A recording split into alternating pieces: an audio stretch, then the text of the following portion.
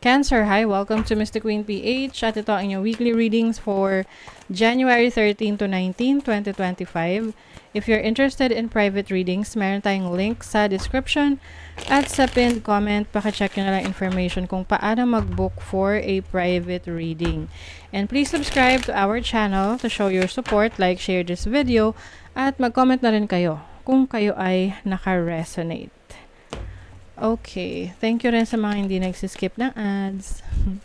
Okay, Cancer, what's up this week? What's up? Okay, Yin. Yin is a feminine energy. This is about receiving. So, maaring meron kayong marireceive na balita or marireceive na message or regalo. This is also tapping into your instinct, your intuition, and connecting to your emotions. You also have peace. Maaring merong makikipag-ayos sa inyo, makikipagbate. Can be anyone, can be your partner, or friend, family member, or you are going to make peace with your past. Na kung ano yung mga bagay na nasaktan ka or mga challenges na pinagdaanan mo in the past na nakaapekto sa yung peace of mind, no? So ngayon, ayan na. Ngayon, ayan na. Pinapalaya nyo na yan, and yung iba sa inyo, mas gusto nyo na ng katahimikan ng isip. I feel like you are letting go of the hurt or the pain or anger. Pwede rin patatawarin mo yung sarili mo. You also have orphaned. Maaari kasing merong umiwan sa'yo sa ere. Yung tipong ito'y inaasahan mo, tapos biglang iniwan ka.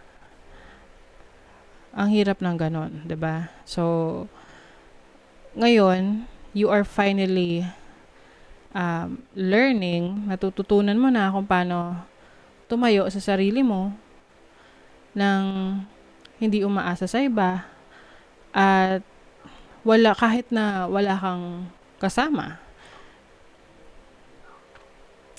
Nakakalungkot lang to, no? Kasi parang you've been wanting na makasama tong tao na to sa journey mo, kaya lang, things happen. Minsan talaga may mga taong tinatanggal sa buhay natin dahil hindi na in alignment yung destiny mo sa destiny niya, sa purpose mo sa purpose niya. So, kanya-kanya kasi tayo ng journey sa buhay. And sometimes, we really have to let go and accept na minsan may mga tao talagang aalis sa buhay natin. Whether we like it or not. 'Di ba? You are moving on. Alam mo, parang kahit na nag-move on ka, andun pa rin yung bigat, andun pa rin yung kumbaga yung tira-tira. Oo, yung feeling na nagli-linger pa rin sa'yo, yung sakit, yung pain na yan. But you are moving on. Kasi malakas ang loob mo matapang ka. And mas pinipili mo ngayon yung katahimikan ng isip para sa mental health mo. You have the 6 of Cups. This is energy ng past. Nostalgia. Yung iba sa inyo pwede nagkaroon kayo ng issue with your kid, anak mo, no? Malaki na to. Yung tipong meron na siyang sarili niyang desisyon, ayaw na pakialaman, ganun. And I feel like you're letting go of that. You have Judgment. This is rebirth. Bagong ikaw. Pag sinabi kasi natin bagong ikaw, yung iba iniisip, super major transformation na nagbago yung itsura mo. Hindi lang kasi ito sa panlabas. It's spiritual change for some of you. Maaring yung mga naging experiences mo in the past, yung mga challenges na yon, yung mga endings, letting go, Yun yung nagpatibay sa'yo. And ngayon, you are becoming a better version of yourself. Naiintindihan mo na kung bakit mo kailangang i-let go. You also have the lovers. So, yung iba sa inyo, meron kayong major decision na gagawin. This can be a decision sa relationship, romantic connection.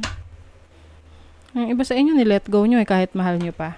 Aray. Diba? Ang sakit. However, meron kasi ritong nagsisisi. Nagsisisi siya sa nagawa niya or nagsisisi siya sa decision niya. Pero parang wala na siyang magagawa. Kasi nangyari na, tapos na.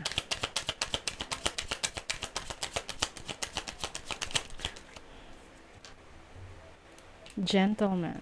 So, maaring you are connecting with a masculine energy.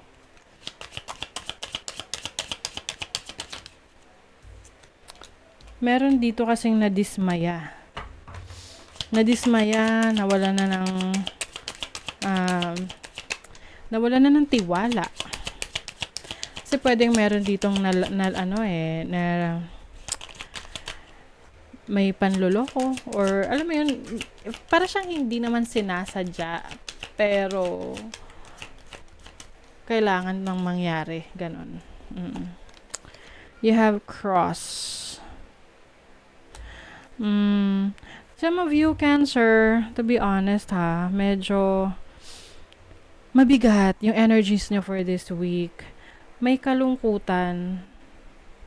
Alam niyo yung kanta, oh my God, matagal na tong kanta na to eh, yung ba to? May lungkot sa iyong mga mata at kay bigat ng iyong dinadala. Ganon, yung ganong kanta. Pakinggan nyo yun. Nakakaiyak.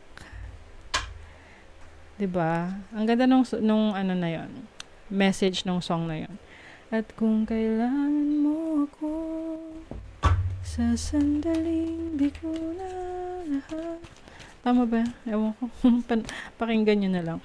Uy, new pathways. Oh. Consider whether you are happy on your current path. Ayan. So, yung i-reassess mo yung situation mo, masaya ka ba? O, kung hindi ka masaya, hanapin mo yung happiness mo. So, kaya, merong bago. You are the light. Wow. It is safe to step fully into your life. Ayan. Huwag kayong matakot, Cancer, sa mga bagong experiences na papasukin nyo, bagong career path, ano man yung nagre-resonate sa inyo rito. This can be a relationship or bagong path mo as someone na umalis sa isang toxic situation. So, definitely, this is an exciting week for you. At the same time, medyo heavy yung energy kasi meron kang nile-let go. But, be hopeful dahil may bagong experience na parating. Okay? So, that is your reading, Cancer. Thank you so much. See you again.